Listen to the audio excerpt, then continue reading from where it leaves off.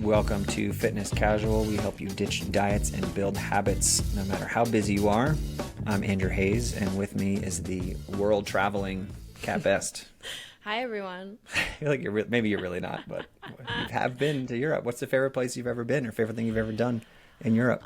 I've been to Paris, France. I did go when I maybe I was 13. I know I was in 7th grade.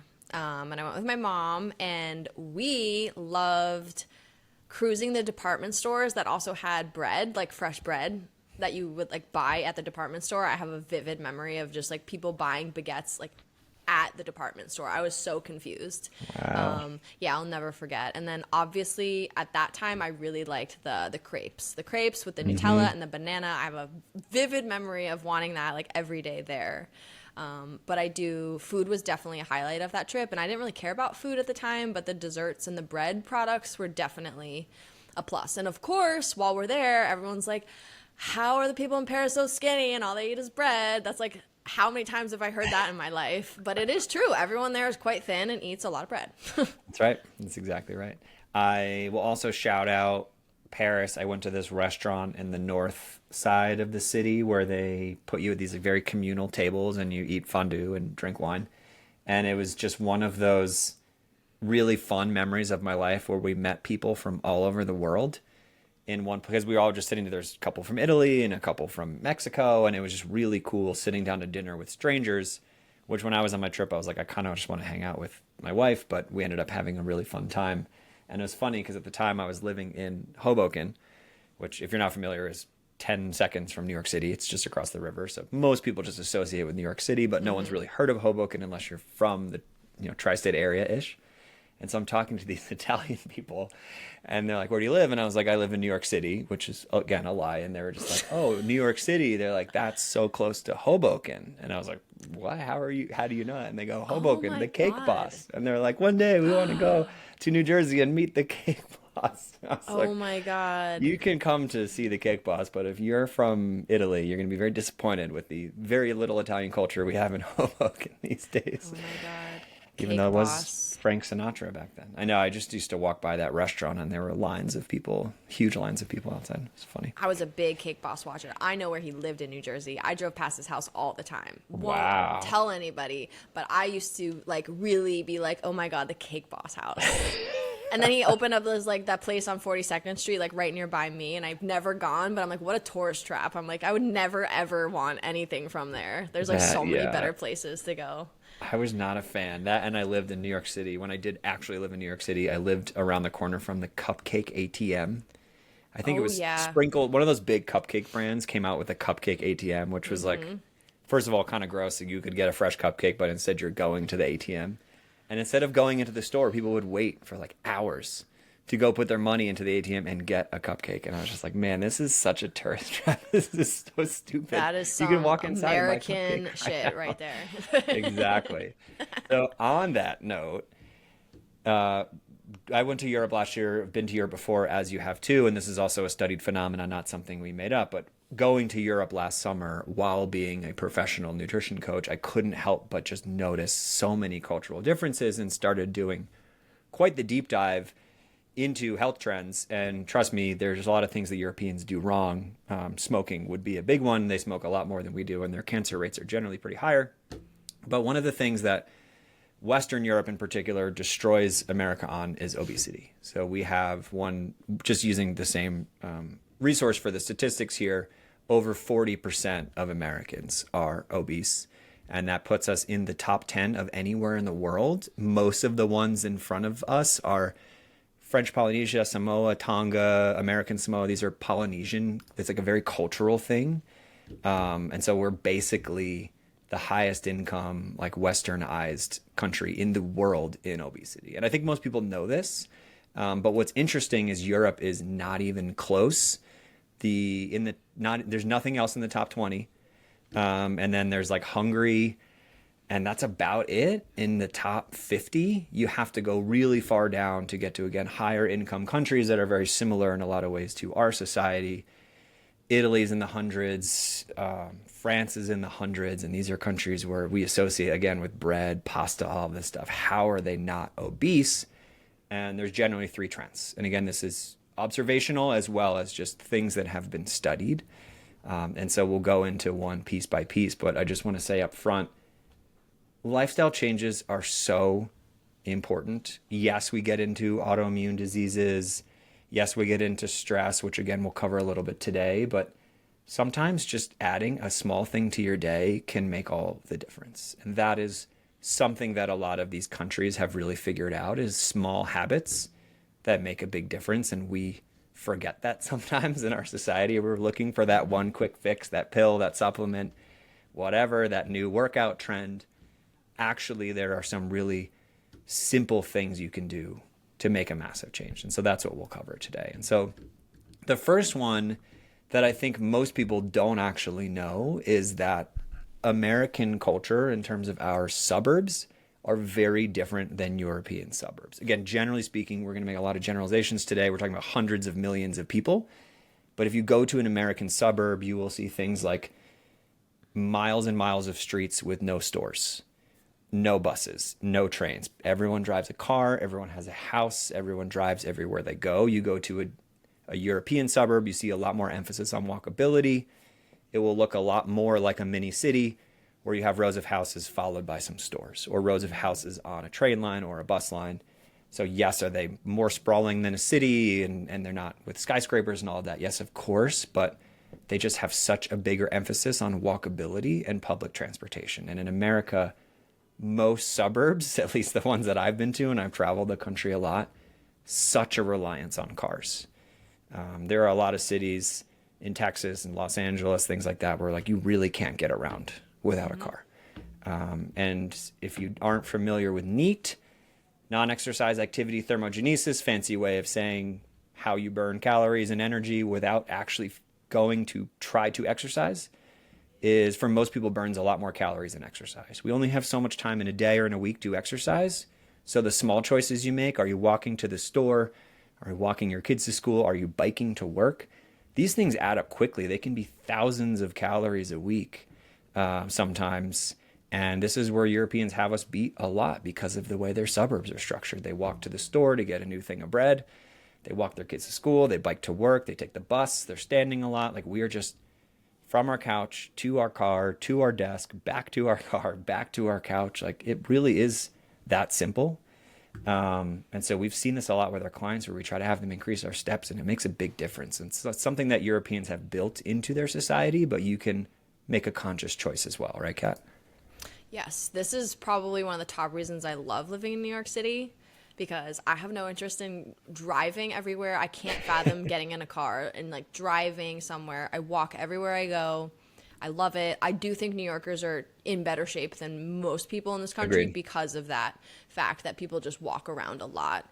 And I love it. And if I were to leave the city and go like get a house somewhere, I would really want it to be I want things to be walking distance. I want coffee in walking distance. I want to be able to choose to walk if I can. I don't want it to be my only choice has to be to get in a car, because that would be like a big, huge shift for me. And, walking, I'm such a big fan of, but if to get like all my steps in per day, I had to like get on a treadmill or like walk around the neighborhood, that would feel like a little bit rough. I'm not going to lie. Right. So I do think that's like an amazing aspect of European culture.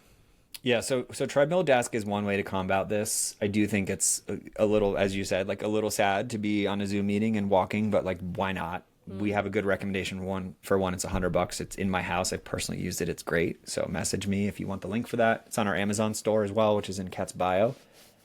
Another way to do this is I would encourage you to park farther away, which again, I know is a simple habit, but if you're parking a half mile from your office or something, that's a mile per day of walking, which is probably more than you're doing.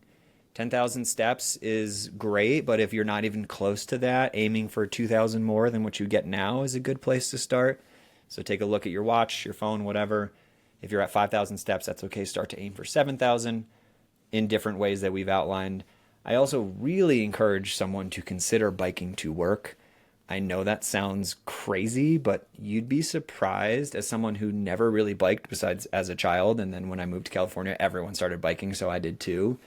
It's pretty amazing how quickly you can build the stamina on a bike. It's really not that hard. You can bike kind of forever if you have the right fuel and hydration. It's like if you're 10 miles from your office, like that's not that far.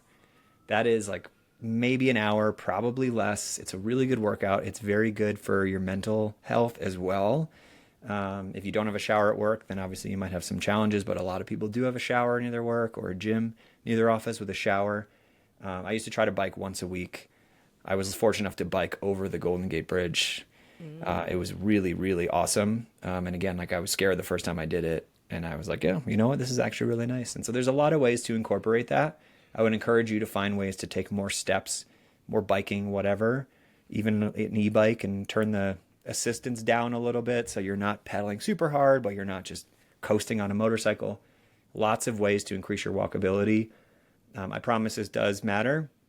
I have added it up in the past when I was commuting 3 days a week to San Francisco from the suburbs. I was burning almost 1,000 calories a week, more just on the days I was commuting, which is kind of crazy. And again, it's not all about calorie burn, but just all of the benefits that come with that as well.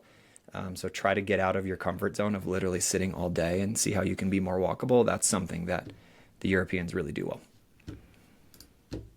All right. Anything else on that, Kat? I think we've said it all. Yeah, I think so. Cool. Number 2 is food quality. If you're in our program, you know we're big on this. It's too much of an emphasis on calories. It's actually so important to get food quality, and part of it is just so you feel satiated and you feel energetic, but there's also just so many things that go on underneath the surface when you're eating preservatives and additives and honestly food that isn't food. Like I always throw pretzels in this category. I love a pretzel now and then, but like there's not a whole lot of nutrient density in there. So if you go to a European grocery store, and again, we're making generalizations here, like you're going to see smaller stores, you're going to see a lot fewer packaged products, and then they have a lot higher regulations too. And so I think generally moving away from snacks is an easy way to do this. But you'll see in Europe in general, they have kind of a different way that they regulate food. And so they're more of the proactive approach of, hey, if this hasn't been proven safe, we're not going to allow it in our food. And you could make the argument that maybe that's a little too aggressive. Whereas in the US, the way we do it is if it hasn't been proven unsafe, we allow it. And so you just have to be careful about what you're eating. Do I think that the reason you're 50 pounds overweight is because you're having one package of Cheez-Its a week? Like probably not. But again, these things add up. And if you're eating a lot from a package or you're buying poor quality meats, poor quality eggs, I mean, your inflammation is going up, toxins, like all of these things. It's really important not to ignore this because again, you're talking about 40+% of Americans are obese and less than 20% of Italians.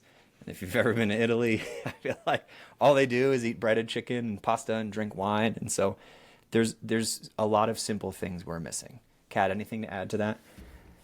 I think I like what you mentioned about the it's like not proven, or it has to be proven harmful, which honestly in this country is hard because of the amount of politics and the loopholes, and it's very hard to take things that may anecdotally like look very clearly like it's not the best for it to actually be proven and then passed and then regulated. Like we have so many barriers, and I think that's by design to also allow these ultra processed food companies to thrive and to do whatever they want, and the barrier to prevent them from doing that is so hard. Like I feel like we're making marginal efforts, but it's just to like get, you know, something out of Cheetos, but it's like not, it's like barely like crossing the line there. And it does make a huge difference. Or if you like go get bread in another country, it's like wheat, yeast, like a few, maybe like a couple ingredients. If you look at bread here, it's like an ingredient that's this long. It's like, what is in there?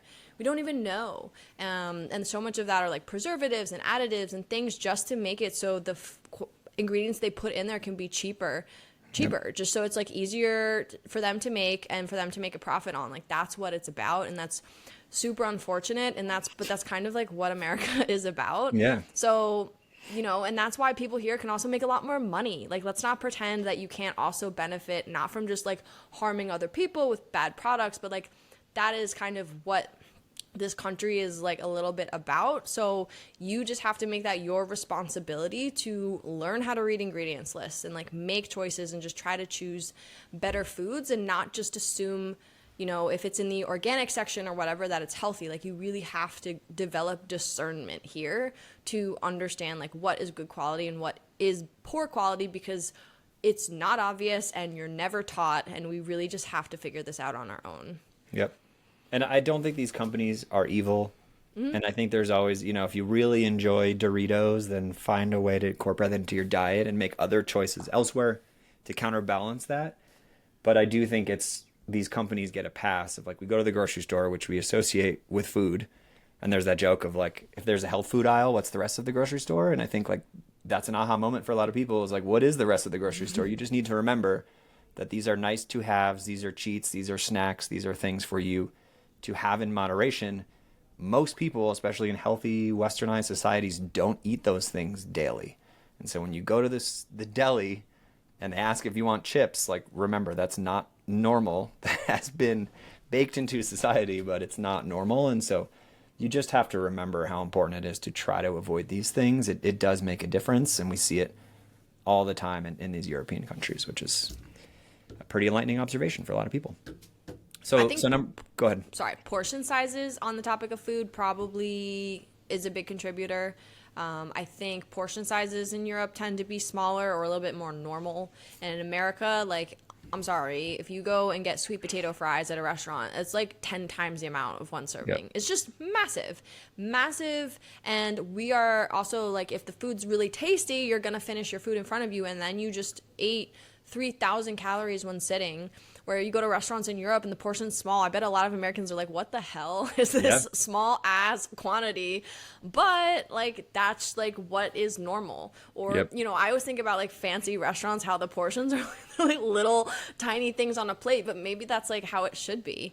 You know, we're just spoiled and we think that giant portions is like what's normal. And then you get a very distorted view of what an actual portion size looks like. So that's a great reason to use a food scale. But I do think that's something like Europe has much better, is just like the overeating is probably harder to come by. Whereas here it's hard to not do so. Exactly. And that's the perfect bridge to number 3, which is kind of a large category, but we'll call it a slowed down lifestyle.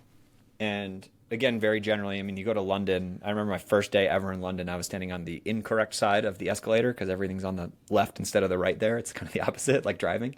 And someone's like, get out of the way, mate. You know? And I'm like, oh, I feel like I'm in New York getting yelled at for slowing down the escalator. So it depends. Like, London is very much a hustle and bustle city, but even in other parts of England and a lot of other countries, what you'll see is a very slower lifestyle. You'll see 2-hour lunches, even of the working class. Like, you'll see people in France leave their office in their suit and go sit and eat lunch for 2 hours. Spanish culture, siesta every day, everyone, you know, like stores are just closed for hours at a time. Leisurely sitting and having a coffee.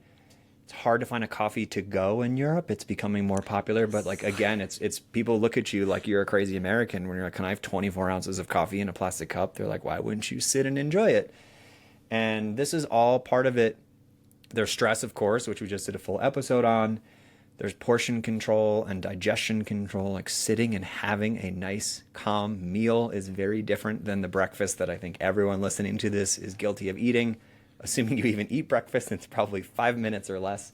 We're just so bad at this in our culture. It's, let's sit in our car and devour a burrito and a huge coffee on the way to work or something, and just try to slow it down. Again, I know this is really hard with the culture that we're all thrust into of like, you have to get to your job at a certain time and your lunch break is a certain time. But I would encourage you to try it and again, see, like, are you really going to get fired because you took an hour lunch? Because legally you're allowed to get an hour lunch. Like, most state laws give you a 1 hour lunch, so you should take it. Maybe it's your fault that you don't have one. And I think it makes a huge difference. And again, this is stuff that's been observed by lots of people, not just me and Kat. And really slowing down your lifestyle, in addition to prioritizing food quality, in addition to getting more steps in, you can kind of do all 3 of these things at once. I think you'd be amazed at how much easier it is to hit your goals from all of these factors. Anything to add, Kat? I think there are a lot more laws in Europe also protecting work-life balance. Like, they mandate you can only work this many hours per week. You must take this many paid vacation days. Where here, like, we don't have that, and paid leave is not federally mandated, so like who knows how much you're actually getting.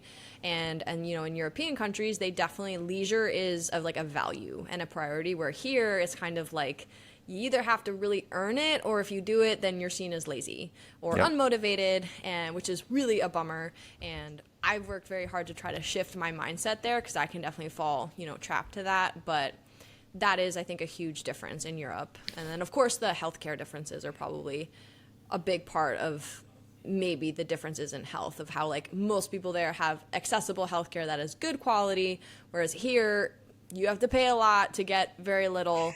And that is, a bummer, whereas a lot of people just aren't educated and they're not getting the treatments they need. But it clearly shows that like in Europe, they just value health on a different level, or preventative health.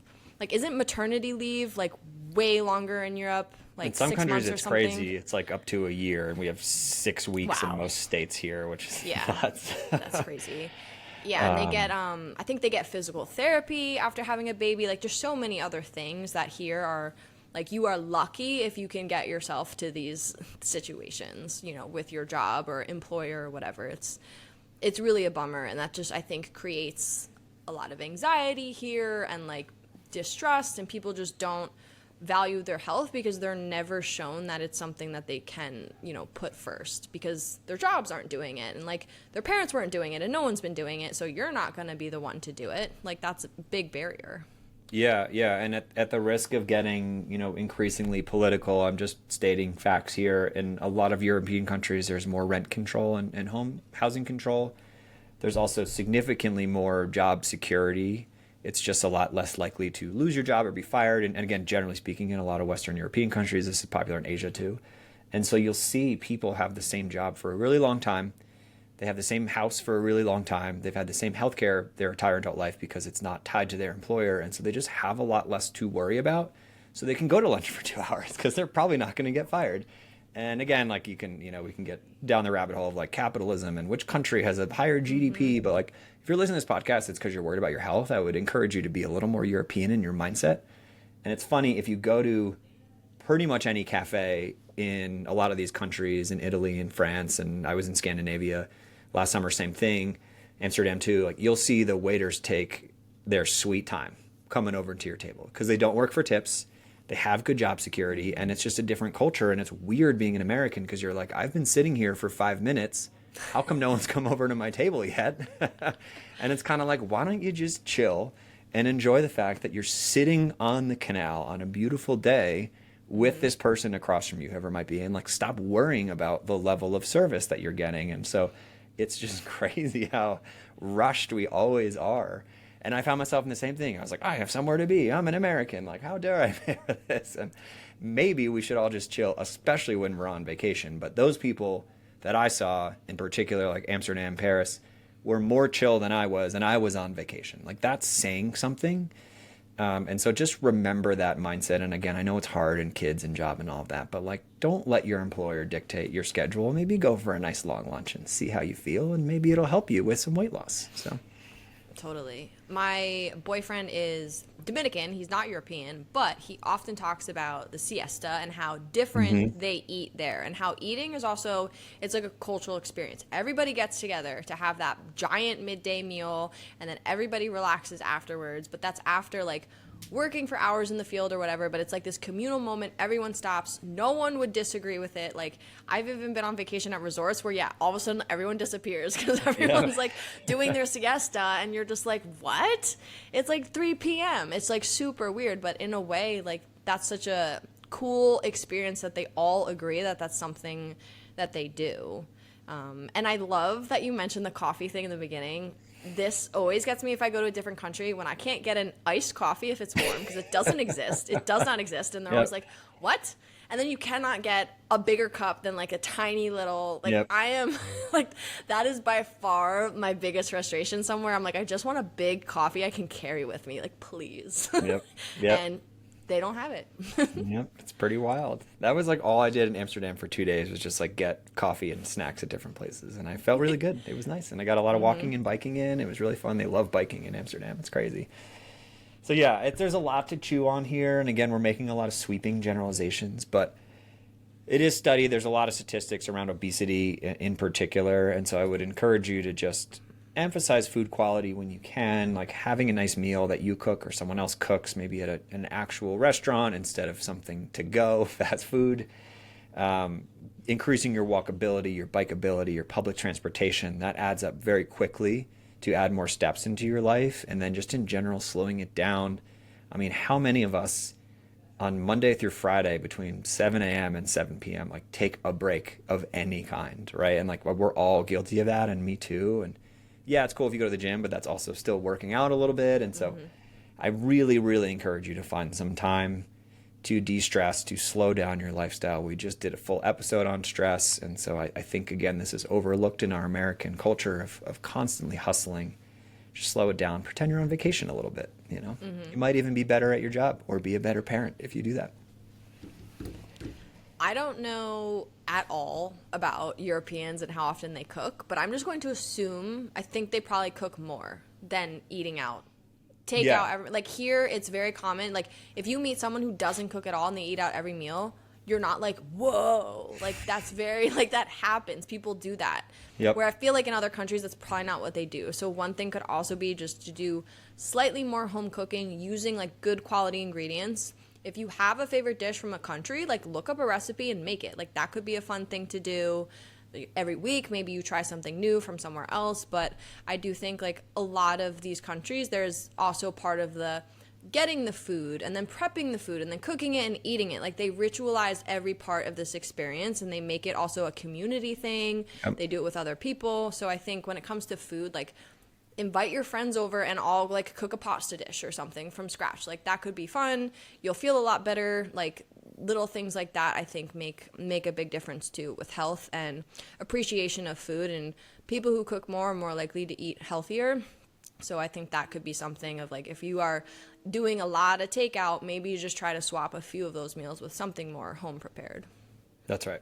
They do a lot of, when they do, takeaway, as I think a lot of the countries call it, it's much more focused on food quality. And then it's not these massive chains. Like they have our McDonald's and our KFC. I think like Burger King is also quite popular in Western Europe, which is funny. But they have a lot of their more regional, like locally prepared seasonal ingredients that you can take away when you don't have time to cook. But it's not this culture of like, let me pull up in my car and gobble it down while driving to the next thing. And there's no break. There's no walking for digestion. Like there's none of that in our culture, which a lot of us are guilty of because we're just constantly trying to get the next thing done instead of slowing down and enjoying life, which honestly, many of us are fortunate. We should slow down and enjoy life outside of weight gain just to be a little happier and present in the moment, Yeah. And if you're someone who like, I just feel like I hear this so much where people are like, oh, I went to Europe and I lost weight, or like they're always glorifying it. Like turn your life here in America more resemblant of whatever you enjoyed when you were there. Like right. What was it? Was it the food you ate? Like make more of that. Like was it taking breaks? Take more of them. Like figure out what resonated so hard with you when you're on your European vacation and try to just sprinkle a little bit of that into day-to-day life here. Yeah, it's so true. And I've talked in the past, too, about even just the cultural differences of New York and California. As a New Yorker, I used to make fun of Californians because they would come in at 9:30. They were like, oh, I'm sorry, I was surfing. And you're like, oh, you're surfing? Like, when are you going to work? And it's like, now I feel stupid because I'm like, good for that person. They have the same job I do. They make the same money I do, and they're surfing every morning. What am I doing wrong?